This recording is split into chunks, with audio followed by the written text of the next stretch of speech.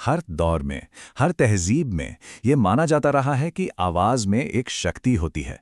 सिर्फ सुनने की नहीं, बल्कि बनाने की और यहाँ तक कि किसी को प्रभावित करने की भी। आज हम इसी पुराने विश्वास की गहराइयों में उतरेंगे। जरा सोचिए, एक कंपन के बारे में, एक पहली गूंज जिसके बारे में कहा जाता है कि वो ब्रह्मांड के हर एक कण में मौजूद है। यही वो विचार है जो उस रहस्यमयी दुनिया की नींव है जिसे हम आज समझने की कोशिश करेंगे। तो चलिए इस विषय में और गहराई से उतरते हैं। किसी भी चीज को समझने से पहले उसकी बुनियाद को जानना जरूरी है, और यहां बुनियाद है मंत्र। जो स्रोत हमें मिलते हैं उनके मुताबिक ये धारणा वेदों जितनी ही पुरानी है।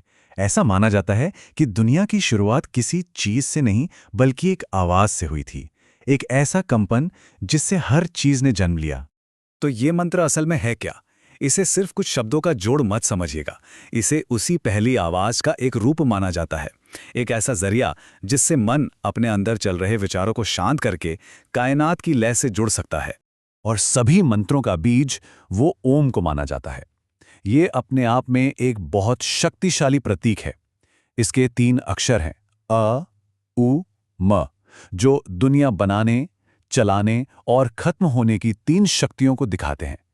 मतलब एक पूरा का पूरा चक्र जो बस एक ही अक्षर में समाया हुआ है।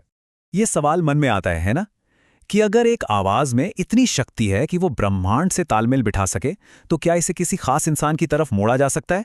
और बस यहीं से हमारी आज की ये पड़ताल एक नए मोड़ पर पहुंचती है। उस सवाल का जवाब हमें हमारे आज के मुख्य विषय पर ले आता है।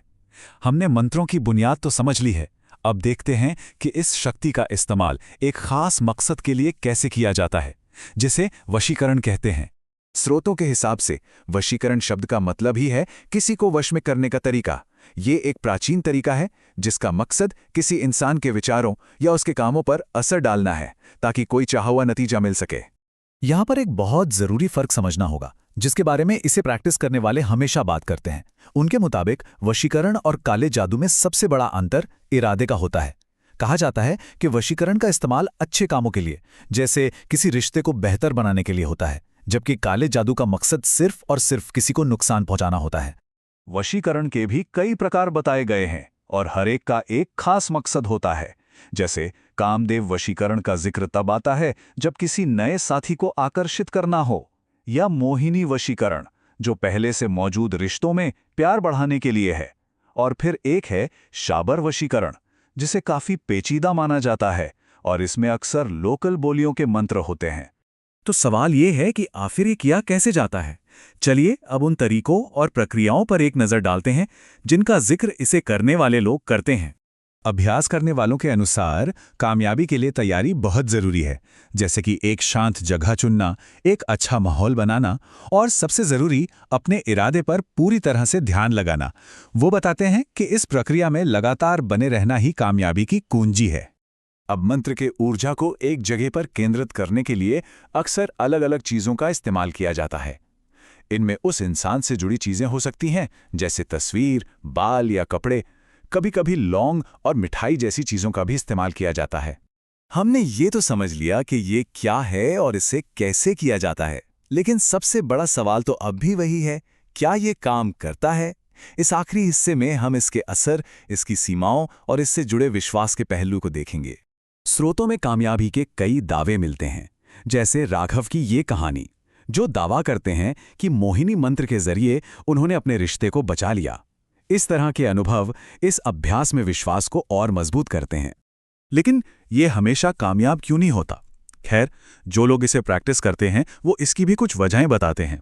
उनका कहना है कि अगर विश्वास में कमी हो, तरीका गलत हो या इरादा ही बुरा हो तो ये काम नहीं करेगा।